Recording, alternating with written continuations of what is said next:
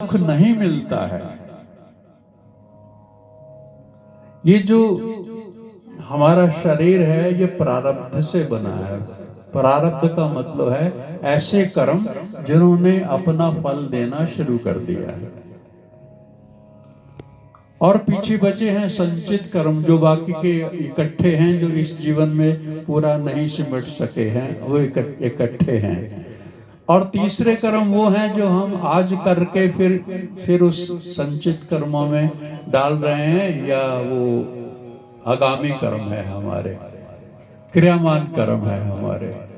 Bank में जैसे आप पैसे जोड़ के डाल देते हो और बैंक में खाते में जमा है वो संचित है, जो निकाल लिए वो प्रारब्ध है, जो पुनः डाल रहे हो वो क्रियामान है।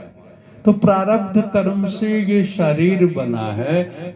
लेकिन सौभाग्य की बात है, देखिए किसी भी ग्रंथ को आप देख लीजिए, मनुष्य जन्म की बहुत बड़ी विशेषता बताई गई है, बहुत दुर्लभ बताया गया है। भगवान तुलसीदास जी कहते हैं कि जीव चराचर जाचत जय, देवता भी जाचते, हर जीव जो है वो मनुष्य के शरीर को बड़े भाग्य मनुष्य तन पावा, सुर दुर्लभ, देवताओं को भी दुर्लभ है, क्योंकि देवताओं के पास कर्म को भोगने का, सुख को भोगने का ही समय है। उनके पास ऐसा अंतःकरण है। मिट्टी से दीवार बनी है, ये दीवार वाकई ही मिट्टी से बनी है। महाराज जी ने जब, तो हम बीच में पत्थर लगे हुए हैं लेकिन मिट्टी से बना हुआ है ये है ना। और दर्पण जिसमें हम अपना चेहरा देखते हैं वो भी मिट्टी से बना हुआ है। ये जो सृष्टि के दूसरे जन्म हैं उसमें ऐसी मिट्टी है जिसमें ऐसा दर्पण नहीं है। मनुष्य के शरीर में उसका अंतःकरण इतना योग्य है कि वो विश्व व्यापक सत्ता को प्रतिबिंबित कर सकता है अगर शुद्ध हो तो।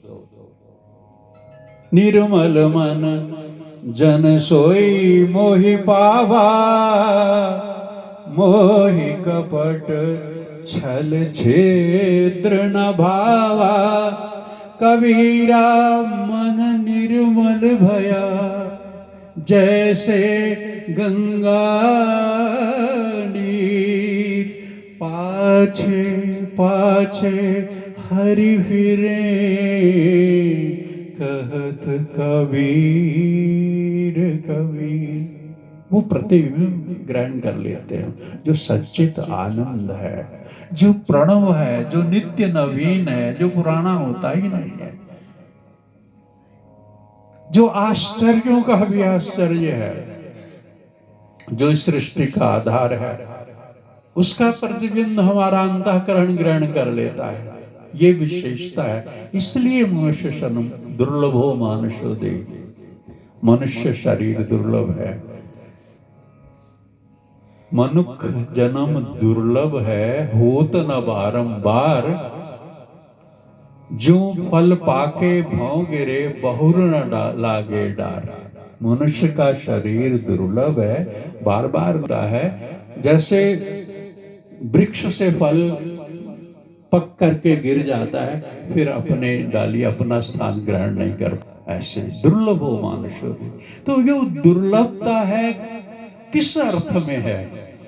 इस अर्थ में है कि जो सच्चित आनंद परमात्मा हमारे भीतर बाहर विराजमान है, उसका हम बोध प्राप्त करें, उसका हम किसी चीज से विरोध नहीं है। परमात्मा की व्यापकता किसी चीज से विरोध नहीं है उसका, इसलिए वो सर्वव्यापक है।